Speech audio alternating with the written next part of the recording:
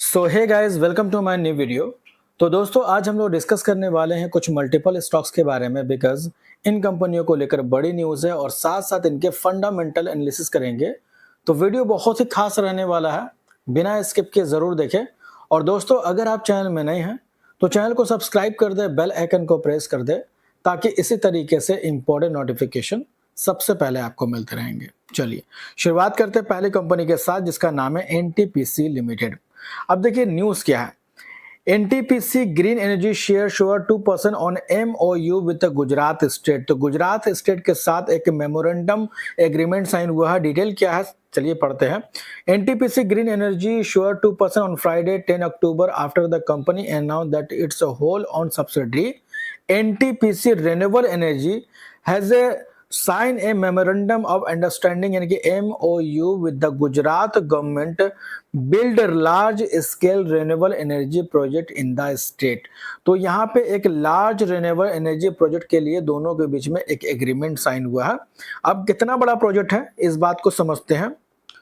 Under the MOU, NTPC Renewable Energy would create solar parks and project with a combined capacity of 10 gigawatt as well as wind project with the capacity of 5 gigawatt, total renewable capacity of 15 gigawatt in Gujarat.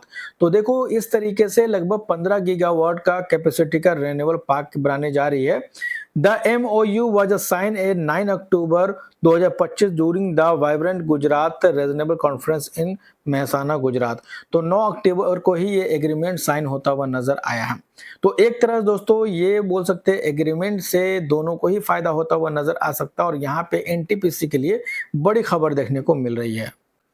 अब बात करें इस company के fundamentals की, तो 2022 के establish company है, renewable energy sector में कामकाज करती है। मार्केट कैप इनका 83,900 करोड़ का है, जो कि एक लार्ज कैप क्वालिटी का स्टॉक है। इसी के साथ साथ दोस्तों स्टॉक का पी 151 का है, यानी 151 का, और इंडस्ट्री पी 28.9 का है। तो अपने इंडस्ट्री पी से इनका पी बहुत ज्यादा हाई देखने को मिलता है। इसके अलावा नंबर्स की बात करें तो पिछले एक साल के नंबर को कंपेयर कर सकते हैं सेल्स एंड प्रॉफिट का। जून 2024 में इस कंपनी का सेल्स था 578 करोड़, घट के हुआ 504, 505, 622 देन 680 करोड़। तो बीच में 2 क्वार्टर थोड़े से वोलेटाइल थे, लेकिन उसके बाद के नंबर अच्छे देखने को मिले। नेट प्रॉफिट 139 करोड़ से घट के हुआ 37 करोड़, 66, 233 देन 220 करोड़। तो थोड़े से वोलेटाइल रहे थे, लेकिन लास्ट 2 क्वार्टर के नंबर में अच्छा इंप्रूवमेंट देखने को मिला है। इसी के साथ साथ दोस्तों शेयर होल्डिंग पैटर्न चेक करेंगे तो मेजॉरिटी ऑफ स्टेक प्रमोटर्स के पास है, जो कि 89% से ज्यादा है। इसके अलावा एफआईज की होल्डिंग 1.98 से घट के हुआ 1.85%, डीआईज की होल्डिंग 4.87 से घट के हुआ 4.66%, और पब्लिक की होल्डिंग 4.14 से बढ़ के हुआ 4.48% का। तो थोड़ा थोड़ा स्टेक ट्रिम किया गया एफआई और डीआई की तरफ से, वहीं पे पब्लिक ने अपने स्टेक को थोड़ा सा इंक्रीज किया है। इसके बाद बात करेंगे नेक्स्ट स्टॉक के बारे में, जिसका नाम है इन्फोसिस लिमिटेड। अब टीसीएस के बाद दोस्तों Infosys second largest IT company है और इनके अभी क्वार्टर 2 के नंबर्स नहीं आए हैं, जो कि 16 अक्टूबर को आई थिंक इनके क्वार्टर 2 के नंबर आते हुए नजर आएंगे। लेकिन नंबर को लेके जो एक्सपेक्टेशन है वो क्या है उसको समझते हैं। Infosys quarter 2 profit after tax in up 4.3% Q on Q, यानी कि 7,220 करोड़ एज पर प्रभुदास लीलाधर। तो प्रभुदास लीलाधर का जो एक्सपेक्टेशन है, उनका मानना है कि क्यू एन क्यू बेसिस पे लगभग 4% के आसपास का जंप देखने को मिल सकता है। Net sales are expected to increase 4.2% Q on Q, up 7.5% Y on Y. तो सेल्स में Q on Q and Y on Y दोनों बेसिस पे जंप है according to the Prabhudas Lilladher. इसके अलावा अर्निंग बिफोर इंटरेस्ट एबिटा अगर आप देखेंगे तो वो भी 6.1% Q on Q and 8% Y on Y देखने को मिल सकता। तो एक तरह से जो एक्सपेक्टेशन अंदाजा लगाया जा रहा कि इस तरीके के नंबर रहते हैं जो मार्केट एक्सपेक्ट कर रही है। तो अगर इसको बिट करती है तब तो एक पॉजिटिव खबर हो सकती है, लेकिन इसी को अगर बिट नहीं करती है तो कहीं ना कहीं नेगेटिव खबर भी हो सकती है। हालांकि देखना पड़ेगा कि 16 अक्टूबर को किस तरीके से ये नंबर पेश करती है। तो फिलहाल ये तो अंदाजे वाली बात है, इस पर बिलीव करने की जरूरत नहीं है।